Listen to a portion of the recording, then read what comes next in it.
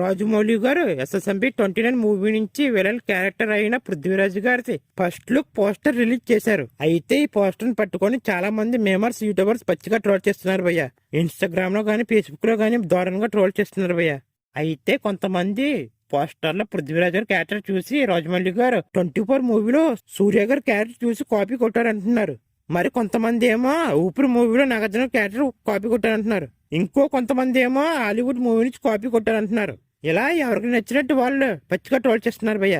అయితే ఈ memers trollers YouTubers ఒకటే గుర్తుపెట్టుకోవాలి, అక్కడ ఉన్నది అల్లాటప్ప డైరెక్టర్ కాదురా బాబు, ద గ్రేటెస్ట్ డైరెక్టర్ అయిన ఎస్ఎస్ రాజమౌళి గారు. మీరు ఎంత ట్రోల్ చేసినా రాజమౌళి గారు పరకు కూడా పడదు. ఒక్కసారి టీజర్ గానీ గ్లిమ్స్ గానీ వస్తే వాగిన ప్రతి నోరు మూసుకుంటుంది. అయితే పృథ్వీరాజ్ సుకుమారన్ ఈ మూవీలో కుంభ అనే క్యారెక్టర్ లో నడిచిపోతున్నారంట.